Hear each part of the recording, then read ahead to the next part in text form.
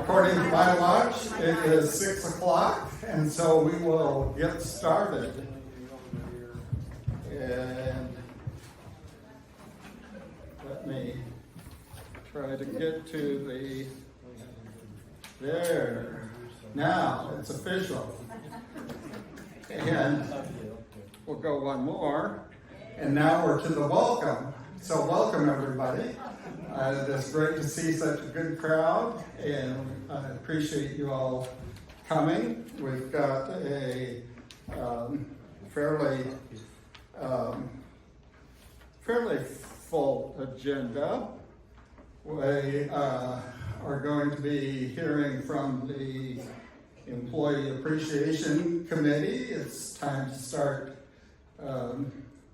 making contributions to that for our December gifts, and then all of these people here are going to be wanting to say something.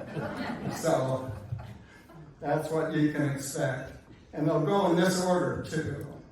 And so first up is Carla Holbeck, representing Sutton, for our opening prayer. Oops. That looks good. No, we have to do your picture. Let's bow our heads. Dear Heavenly Father, we praise you for the beauty of the fall colors surrounding us and the beautiful area that we live in this valley. And we thank you for the wonderful community in which we live. Fill our hearts with gratitude and help us embrace and enjoy the life that you've given to us here at Friendsview. We pray for the Residents' Council as they present the business for the evening. We recognize that we are a large group with diverse talents and a lot of backgrounds. Let your love flow through us, bringing peace to our hearts and minds. Help us to understand the concerns of others and the ability to communicate with compassion and empathy. Give us the wisdom and discernment to choose the right path for our community that aligns with your will. We are grateful for your guidance. In Jesus' name, amen.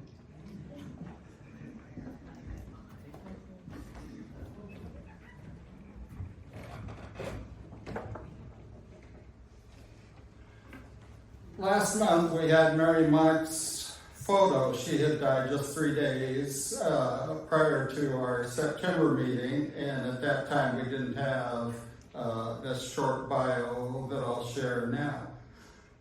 Mary grew up in Anderson, Indiana. She played volleyball and basketball, taught swimming lessons as a teenager, and enthusiastically participated in summer camps. She graduated from Anderson College in 1954 with an elementary education degree. She met Dick Mock while in college, and they married a year after she graduated.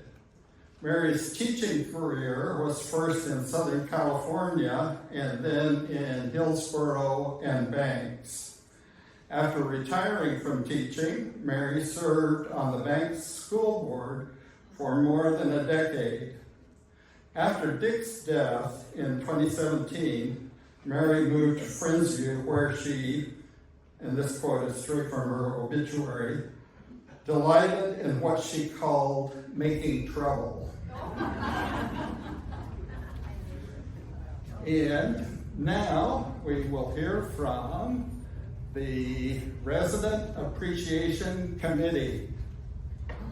No, Employee Appreciation.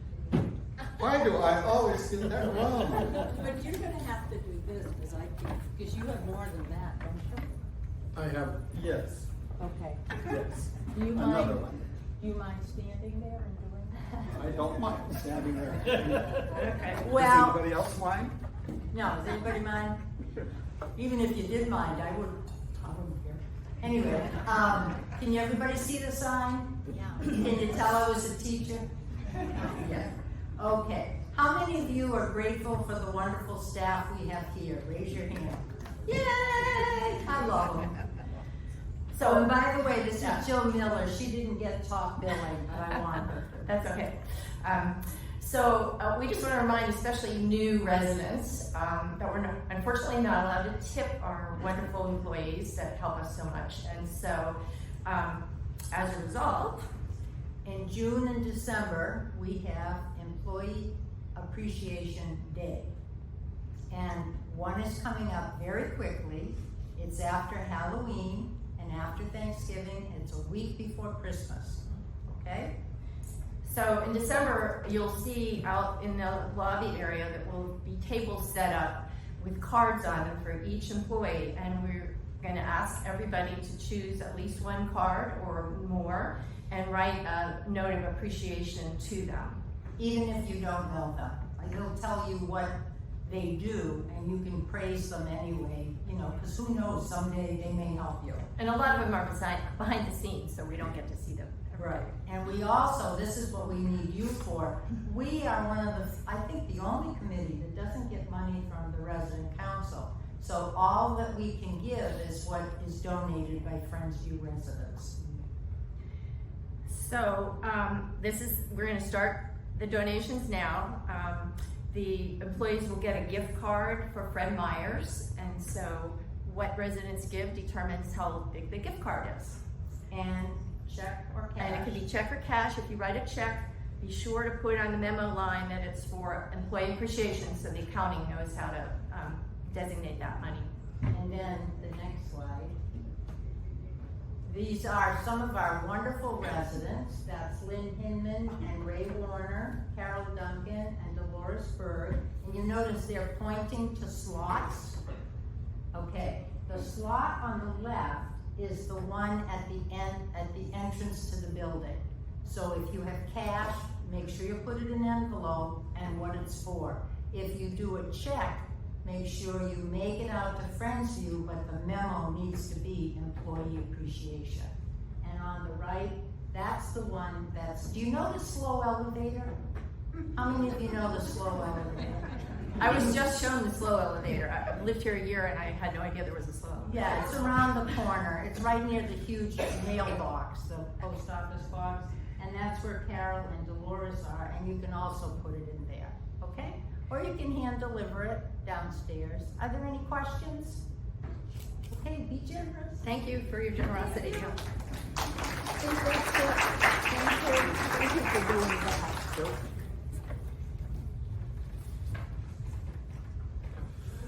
We are a very active community. These are some of the primary committees or activity groups, and I want to, in the coming months, give a little bit more time to the activity groups in this meeting. And we've just heard from one of those, and we often hear from the employee scholarships with Bill Rourke as the chair. And so I'm going to just touch upon three of these. The last one, special events, Lora will be talking about the next coming up special events thing, which is the auction. So this is the big one, Hess Creek Canyon Trail, that has needed repair for some time. That has received, as you may have heard, a $50,000 anonymous gift for fixing the spots that need to be repaired. And the resident council has approved a matching gift of up to $10,000 from the resident council funds. And already there have been individual designated gifts that go toward that matching fund. And if gifts exceed the amount needed for the trail renovation, don't worry. There is a fund that is maintained for the maintenance of the trail, and there are plans for extending the trail through the area that we own that goes on over to Villa Road. So that is exciting development, and you can give a tax-deductible donation made out to you, and in the memo list it as Hess Creek Trail.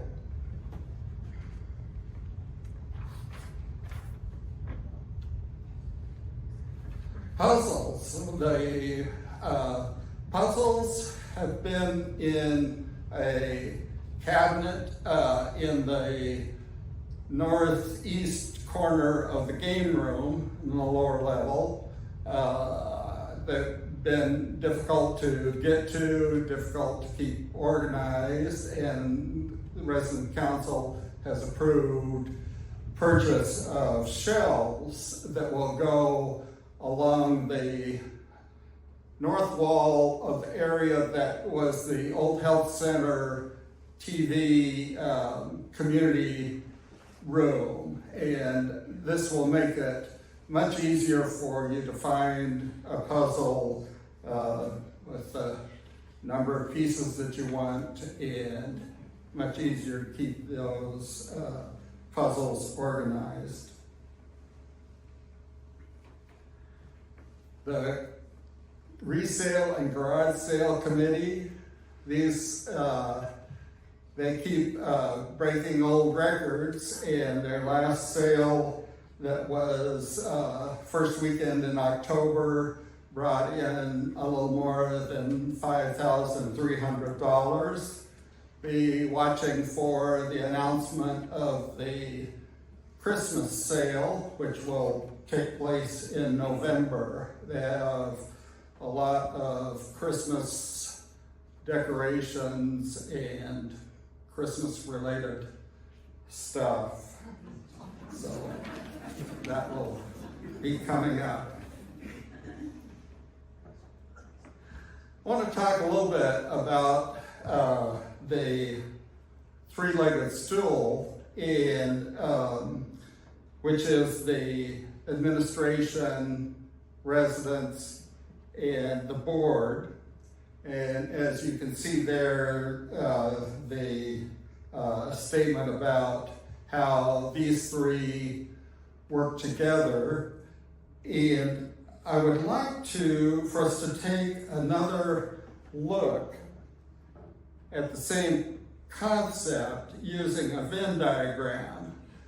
The reason that I like this alternative as a supplement to the three-legged stool is because of the way that it shows the ways that we work together, the ways that our work is, ways that we are interdependent, that staff depends on us and we depend on staff. And so I've pulled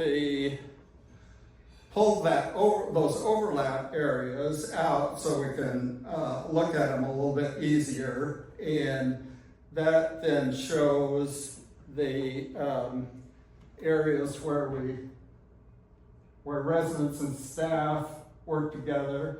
Now this is arbitrary amount of overlap, and you can make a good case for it being for the circles being configured slightly different. But so then here's the board and residents, and tomorrow evening we have an opportunity for personal experience of some of that overlap, because the quarterly board meeting is tomorrow evening, and they will be having dinner in the dining room, and they'll be available for conversation during the dinner time. board and staff, the one example of that overlap is that the SALT team, Senior Administrative Leadership Team, and the board is having a annual retreat coming up. So that's just a little bit of a look at how it's important that as residents we do not separate ourselves in a kind of us and them relationship with staff, but we collaborate together to make Friendsview the active, good community that it is. This is a picture of the Leading Age Oregon Leadership Academy. Leading Age Oregon has a one-year program for staff of senior living communities in Oregon, and they have this one-year program that Lora Froescher just recently completed. And so, and here she is with her name in the white. And now she's going to come and give her report. Thanks, Dan. I did not realize that they were going to show pictures of that.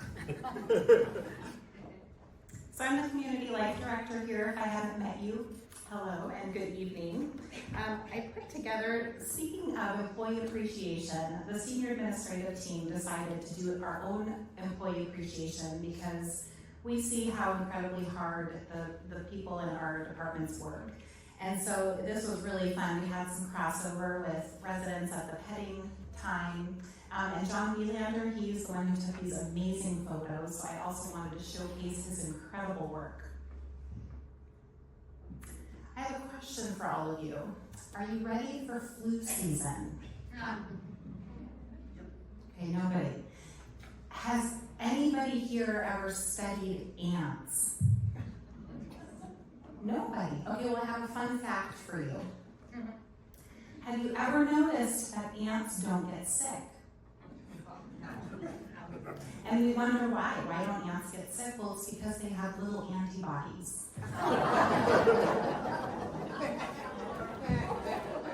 Okay, on to other fun topics. Many of you have heard winds that the gravel parking lot outside in front here is going to be going away. Hooray! Yes, you can celebrate. So the city has asked us to close it, and very quickly. Tim has asked for an extension to see if we can buy ourselves just a little bit more time to kind of figure out what we're going to do with extra parking spots around here. But we do have a team of people meeting regularly now to figure out and solve the parking concerns that we have, both for visitors, for staff, and for residents. So we recognize that this is a three-pronged approach that we're going to need to take.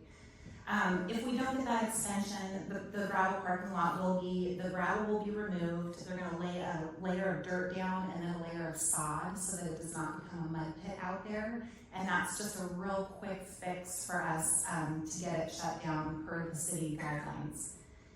In the meantime, we're putting together a team of residents. So we're forming a committee of people who are skilled in landscaping to come up with a 10-year plan for what we could put out there in the meantime. So there's a longer term projection of what that space is supposed to be like. But in the meantime, we don't want it to just be sod, because that's ugly. And we also would like something that's sustainable and looks beautiful. So we have a little bit of time there to create a beautiful space. So if you'd like to be a part of that committee and you have some landscaping experience, reach out to me. And I'm slowly reaching out to people to see who would like to be a part of that. COVID testing kits are available in the marketplace, so if you'd like one, head over there and purchase your COVID test. I just want to give you a quick update of some of the fun things happening in our health service areas. Nancy and her team have been doing a great job. They did a fireside and cider time, and if you notice in the pictures, there's no fire, and it's because it was so warm outside in early October that they didn't have fire, but they really enjoyed the cider. They said it was delicious. They also did pumpkin decorating. There's an interactive scavenger hunt over at Charles Fields Plaza. That's been really fun. A few of us went over and did it. And then they're also going to be starting a monthly ice cream social in Charles Fields Plaza. Is that feedback? Oh, it's the game, okay. And real quick, what's coming up? Not real quick, there's a lot. On Wednesday, right here in the auditorium at 1 o'clock, we're going to be sharing the results from the Holleran Resident Engagement Survey. So I'll be back here, we'll be going over those results, and then we will be posting that onto the hub, the full results, and then we will also be posting the video of it online as well, so you can watch the presentation if you're unable to be here. On Thursday, October 24th, so this Thursday at noon, there's going to be a free Providence Fall Prevention, so they're coming over here to do assessments. You can still sign up, just head over to the welcome desk. Not tonight, you can call them and leave a message, or you can stop by tomorrow and sign up for that. On Friday, we're going to do a fall benefit auction. Are you all aware of this? There's a lot of people who've been working very hard, and there are a lot of amazing donations. If you haven't noticed, there's a TV out there in a beautiful credenza, and it actually comes up out of the credenza, and you could win that. So bring your checkbook.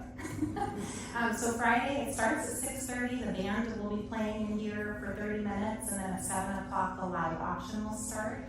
But Wednesday, you will see a transformation of the lobby area with all of the silent auction items. So you can already start bidding on Wednesday if you like to shop. There's lots of great prizes.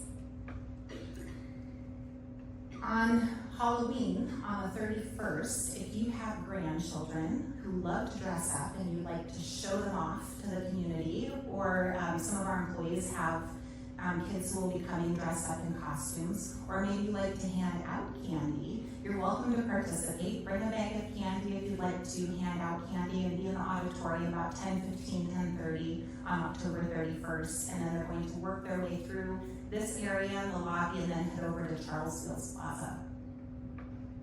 And lastly, on November 15th, there's going to be the annual financial update presentation.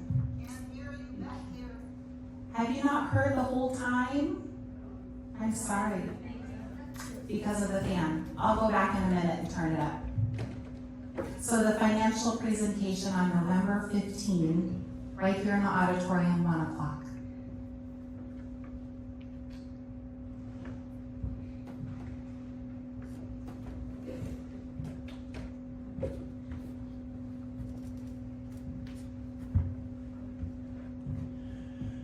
Good evening. Can you hear me back there? I think Laura's working on that. I forgot to tell Lora to tell you could go take a coffee break while it took me time to get up here. You know, I'm just grateful to be able to stand and walk, and hopefully we'll be able to get what's going on with my legs figured out someday soon. My wife and I went on an extended trip over the last 3 weeks, and if you've never done this, I highly recommend that you get wheelchair assist at the airport. It is fabulous. I mean, you know, for just giving somebody a tip, they take you through the airport. In fact, in Amsterdam, they have self-driving wheelchairs. You just get in them, punch in your gate, and they take you there. It's amazing. I don't know why we don't have them here. And after my legs get fixed, I'm still going to bring my canes to the airport and get self-assist. But it is good to be here. I always get a good joke from Lora to take home, so that makes the night worth it.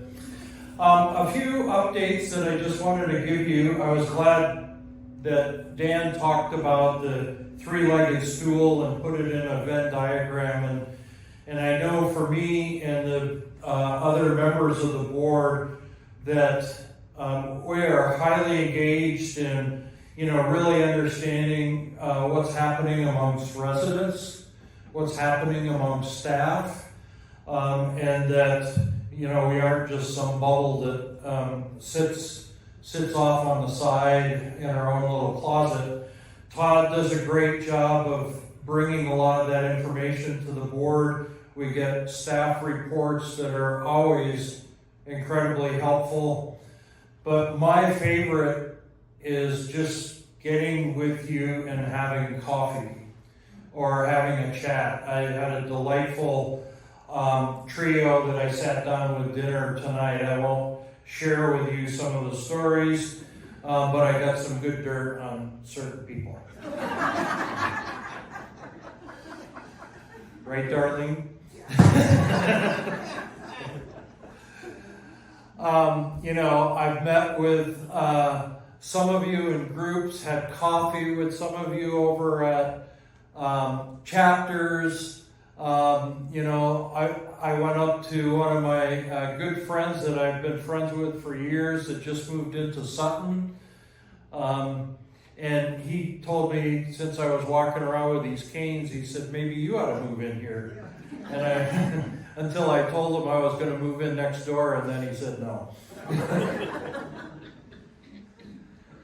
But seriously, the board does work really hard to stay connected, and my favorite way is just getting with you. And I'm going to be retiring in a couple of weeks, and that will give me more time to be able to be available for coffee or whatever, and just send me an email, give me a call if you want to sit and chat. I'd love to do that. The biggest overlap, of course, staff does a tremendous amount on the campus here. We've got, over 300 employees? 350, wow. That do a tremendous job and are working with you on a day-to-day basis. So that's obviously a big overlap. But what that Venn diagram doesn't represent is what you do as residents through, the groups that you have and the interactions and the interests. And that is, I think, one of the unique beauties of Friendsview, where we can live in love, respect, grace, and be neighborly. And I think just observing that, seeing what's going on in the resale shop, and the employee appreciation, and just all of the things going on, I think is a really unique characteristic, and just a unique part of Friendsview that makes this place special. Lastly, I'd like to let you know that, as I think Dan mentioned, or Lora, we have our quarterly board meeting tomorrow night. So come and eat in the cafeteria, because I think they'll have salmon. I read the Halloran survey, and several people told me, we like it when the board is here because then they serve salmon. You guys need to meet here more often. Now put the real pressure on. Better be salmon. But no, we'll be meeting tomorrow night. As always, we have a full agenda. One of the key things that we'll be talking about with the board, I've been working with the subcommittee on strategy for Friendsview since January, and we'll be presenting that to the board tomorrow night. And we've gotten a lot of terrific engagement and feedback, both from the staff and from residents. And again, it just kind of demonstrates the interest in Friendsview and where we go in the future. And that input is incredibly valuable. And then the last thing is the board will be meeting on our annual retreat in November. So be praying for us for that time. Staff and the board will be together. And the two big topics that we'll be talking about, three big topics, we'll be looking at the audited financial statements that are done annually, that really represent the integrity and the hard work that Roger and his team put into the financial statement. Actuarial study that's done annually. I know that sounds really exciting, but I'm kind of a data guy, so I really enjoy that. And then the Halloran survey. And we'll be discussing all of those as a board and what that means for our roadmap going forward. So thank you. And I really appreciate all of you. And please, let's get together for coffee.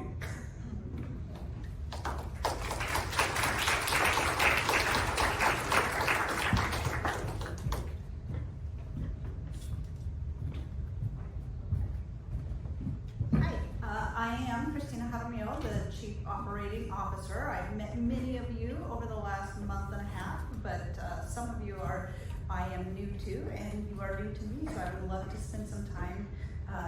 Can you hear me? Is this better? My apologies. I would love to meet all of you individually, collectively, whenever you would like me to. So I open that invitation to you. One of the things that Dan asked me to address was one of the questions that had been posed by you all. And the question was essentially, what does a Chief Operating Officer do?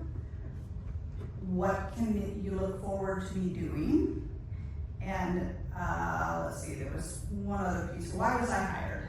And so I'll start with why was I hired. I was hired essentially because at 700, how many residents do we have now? 760-ish? How many Residents? Oh, 500. 500 something, excuse me. And 350-ish staff. Friendsview has grown outside of the ability for one administrator to see it all and manage it all. And so this allows for Todd to focus on strategy and the other directors to focus in their departments and me to kind of oversee day-to-day operations. Typically, a Chief Operating Officer does the day-to-day management of the organization, and the Chief Executive Officer looks at the strategy of moving forward. For us specifically at Friendsview, that means I oversee health services, community life, dining services, risk management, and technology. So it's kind of broad, but I have some fantastic people like Lora in their specific roles. And my job is essentially to break down barriers so that they can get operations done. So what can you expect of me over the next year and ongoing? You can expect standardization and systematizing things whenever we can systemize and standardize. So that's kind of my focus and where my energy will go. And from an update of what we've been up to over this last month and a half, almost 2 months since I've been here, from the IT perspective, technology, we've just obtained some not-for-profit pricing with Microsoft, which will allow us to get Outlook for all of our staff, so that all staff will have email addresses, which will improve the ability for you all to communicate with staff and staff to communicate with you. It also allows for a platform that will allow us to better track concerns, issues, and better communicate with you all from that platform. I'm not going to get into the technical components of it, but that all comes free with our not-for-profit pricing from Microsoft, so I'm really, really excited about that. From the risk management standpoint, we are working on hazard vulnerability analysis, looking at what our risks are, like deers walking through and tripping the automatic doors and coming into the building, to fires and earthquakes and floods and all of those things. So we're working on that this week, retraining staff on evacuation procedures, kind of the technical pieces that are involved in health services, specifically around residents who are at risk. So we will be completing our staff training plan by October 30th. Review of the full emergency preparedness and disaster preparedness plan by November 30th. And then we'll start rolling out more of that education for you all. Unannounced evacuations should be starting the first week of November. So starting in health services so that we can really make sure that we're able to help all of our residents, but our most vulnerable residents first. And then on the health services side, we are hiring a permanent health services administrator. Interviews are this week. Decisions should be made, final interviews, let me clarify. They've been going through an interview process. We should have a decision by the latter part of this week with the offer out next week is my goal. And we want them the first week, possibly second week of December to be in place. So I'm very excited about that. We've been working with Providence to better coordinate with Providence, our health services team. So I've met with them a couple of times and have some more meetings and training scheduled for them. We've been working on aligning staff duties with the appropriate roles. We've got some cross things going on, and so we've been working on that. We've been educating our leaders, our health services leaders, on all kinds of things, on how to be leaders and how to work with the populations that we're serving in Garden View with kind of memory loss and those sorts of things, really making sure that they have the right tools to be successful. And we've been working on home care, what that means, what services we want to provide, working on transitions of care, service levels, short stays, defining all of those things so we can better communicate it to you all. And we have been also working on better staff projections based on resident needs so that we're staffed up for the growth in health services to meet the need that you all have. And that's about it for the last month. Yeah, we've been busy. We've got a good team who's really just getting to work, so I'm very excited.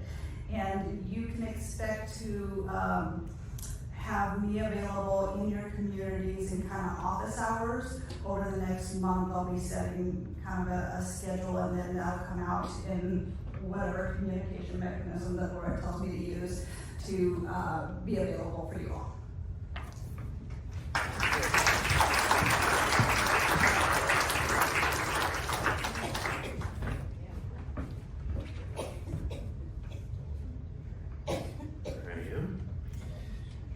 Well, Christina, we're so glad to have Christina here and the work that she's, and the skills that she has and brings to Friendsview. It's been great. Just to kind of explain again, you know, back in 2004 and 3, when Armin Kalesi was still the executive director, he hired me, and I was the first person that kind of split the executive director job in half, because he was the healthcare administrator and the executive director of the community. So then when we added Gardenside and Creekside, that gave us enough people to hire a separate healthcare administrator, and I was the first one. In 2012, Dennis Russell, who had followed Armin, came in, and I came in 2012. So now since then we've added Springbrook, Pennington, Sutton, Meadow Way, and it's time again to split my job in half. So that's why we brought Christina in, and it's been such a relief. I've been so grateful for her skills and ability to work with staff. So we're grateful to have Christina. We already talked about the parking in the front. There was a question that came to Dan. He asked me to answer it about the Canyon View Center, formerly known as the Old Health Center. and the plans for doing the roof there. If you've seen out back, there's a big covered box. It's all the roofing material that we purchased a while ago, waiting for finances. We couldn't do it at the end of the fiscal year ending in July because we weren't sure about our resources. And now it's the rainy season, so we won't be putting the roof on the old health center until probably the spring when the weather improves. And that'll also depend on how our finances go, so we'll be watching that, but that's currently the plan, is to do that in the spring. I did want to mention about political activities. We had kind of a upset recently with political activities. The people came in to do political activities, and there were signs that went on doors, and some people that were holding meet and greets at the bistro. So we're as a community, we've said we don't want to participate publicly in political activities unless they go through proper protocols. Because we're not-for-profit, we don't want to risk our not-for-profit status by taking one side or the other. So we don't hold one-sided events. If we do hold events, we make sure and invite all the candidates, or if it's a measure that's about a certain, I don't know, a measure, then we would host someone from both sides of the topic. So if you have friends that want to come and speak, make sure that you run those through community life so that we can host these correctly, so that we don't jeopardize our status. As Dan mentioned earlier about the fundraising, I just want to mention that the total cost of the program will be replacing half of the paths in the canyon. They'll actually remove the old asphalt and re-prepare the ground underneath, put gravel under and asphalt on top.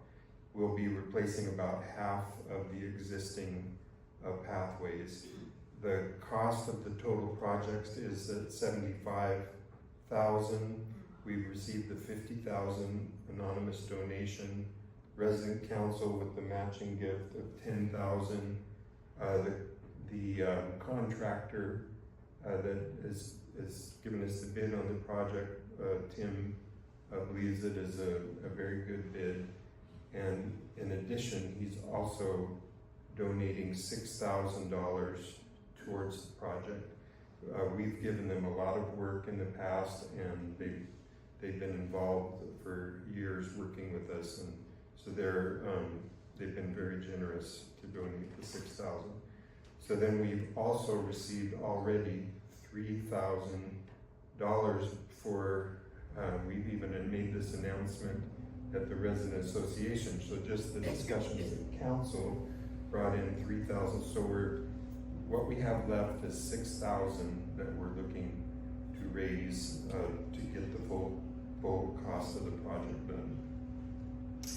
As Lora mentioned, the association meeting on the 23rd to talk about our satisfaction survey. Just want to give another shout. If you want to hear about the satisfaction survey, please come to that session on the 23rd at 1. The noise is back up in the back. Can't hear you. Can't hear again? Yep. Okay, is this better? Yes. It sounds way too loud from up here. Okay, to talk about our finances. So as we're working to close the books on our fiscal year ending July 31, we're still finding ourselves finishing strong with a debt service coverage of 1.32. So remember, that's $1 $1.20 of revenue for every dollar that we spend. That's the debt service coverage ratio. So that would be a 1.2 that we need, and we're at 1.32. So that's very good. And our days cash on hand, we need 180 days of operating cash in reserve to pay, and we are at 193. So very good on both of those. For more details about that, as Lora said earlier, our finance presentation will be on November 15th at 1 o'clock right here in the auditorium. We'll be reporting on our financial audit and actuarial findings to the full board on the 16th. You'll get a preview of that by being here on the 15th. Amazing fact that you might be interested in hearing. For our fiscal year 23-24, as part of our construction project, we borrowed a lot of money for all these construction projects in the range of $100 million to do that. But in our in the fiscal year 23-24, with all the new people moving into our campus, we paid all the short-term bonds off at $32 million, 445,000. That's a big success. And now we've paid those off, so all the revenue that comes in for our newest inventory can be used in our operations, which we're really grateful for. We've also resolved our settlement with Pence Construction. We were having troubles. They were 6 months late on construction, and we were worried. We had settlement issues about how much we owed them based on losses that we had during the 6-month delay. But we've settled those. There was another lawsuit with Delta Drywall that was for non-payment because Pence didn't pay them. But as part of that settlement we had with Pence, they had to pay off Delta Drywall. So that settlement's that lawsuit's not a problem anymore. We had one other lawsuit it was a personal injury lawsuit that we were named in because they were injured on the job while they were working for Pence on the construction site. But we were able to convince the judge that we weren't responsible for any injuries that might have occurred on the work site, that Pence was responsible for that, and we were relieved from being responsible for that. So all those odd lawsuits they're all settled, and we're very grateful. Another thing that I just want to mention is our memory care that we're adding. We have a goal to finish the first floor of Charles Beals Plaza will be changed into memory care. That was always part of the plan with Charles Beals, that the first floor, if we ever needed that, could be changed to that. It's a relatively simple process. We'll add some door hardware to add for the combinations and the magnetic locks, and we'll have the courtyard fencing and a gate, and then memory boxes added by every door. The license requirements are already underway, and we're planning to have that ready for people to live in January of this coming year. So I just some of the wonders and mysteries of how things are. It's hard to hear, but so one of our goals is to build our census in our health center. We've had so much activity this last year since January. In January of this year, we were at 78 occupants living in Charles Beals Plaza. And those are folks that moved from the old health center from first floor Creekside. So since then, we've had, let's see, we've had 23 people move in to Charles Beals from independent living. We've had one direct admit from outside of the community move in to Charles Beals. We've had 9 short stays with 3 people moving back to independent living and 1 person moving out. 26 people have passed away. So with all that activity, you think our census would change, but it's exactly the same at 76 today. So it's just how things work. It's kind of, it's something to think about. As Christina said, our healthcare administrator, we're interviewing this week, and we're looking forward to that process. And we should have someone, we're scheduled to have someone starting in that position by December 9th. After that, we'll be working on our goals to expand some of our services, expanding our home care service and adding a housekeeping service that people from outside the main building can access. So that'll be coming up though early this next year. Thank you.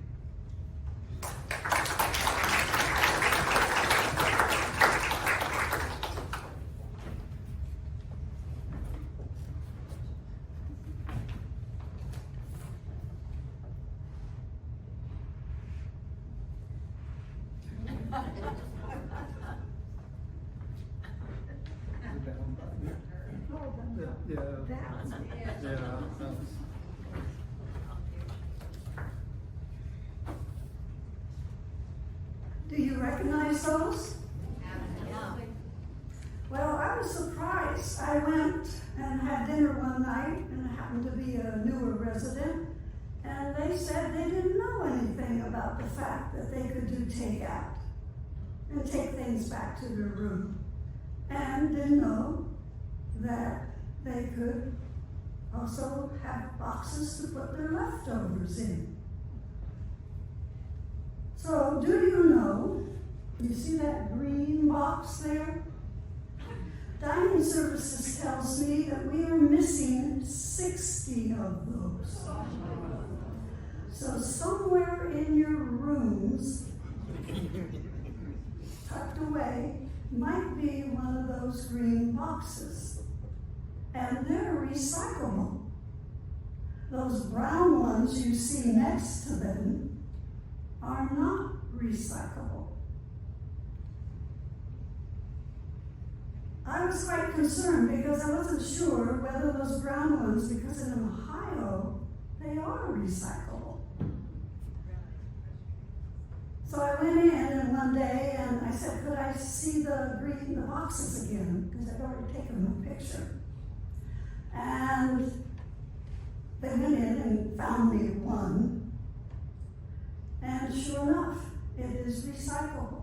What surprised me there was that I went off into the dining room, and as all of you know here at Friendsview, you can't walk anywhere without having a conversation with someone, so don't be in a hurry.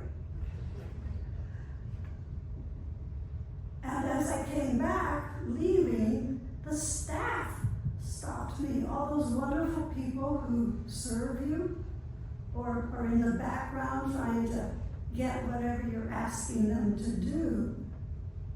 And she said, you're not going to recycle them. And she said, we need the boxes back. They really were concerned because they want to give you the best quality, and those are the best takeout boxes I've seen. They're sturdy, and I don't think they're going to ever wear out. But if you come down, you ask for a takeout box, like one day I did when I wanted to take the pictures. There wasn't a one there. So please check the those nooks and crannies and return the boxes. Because the dining services tells me they're not going to replace them. So think about your neighbors.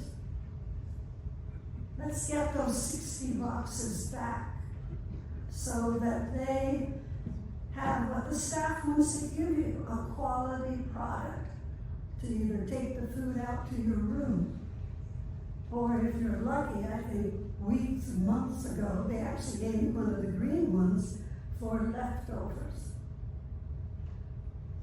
However,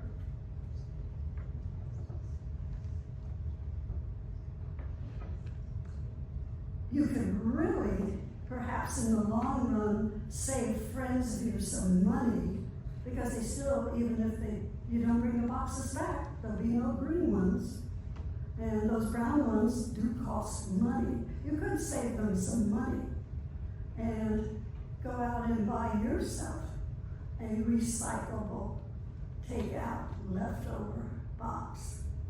But the main thing is think about your neighbors. Those are really neat boxes. And bring them back so others can enjoy them.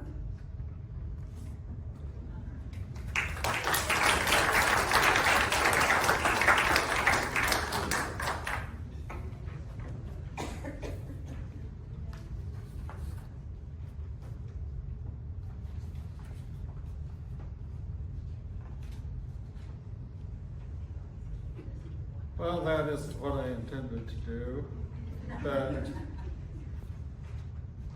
there we go. Thanks to gardeners, this is a photo, a drone photo that Paul Brandon took of the garden. As we come to the kind of the tail end of the growing season, we can thank our gardeners and celebrate the beauty of the gardens. I hope you all are able to come back a month from now on November 18 for our November Association meeting, and thanks for coming tonight.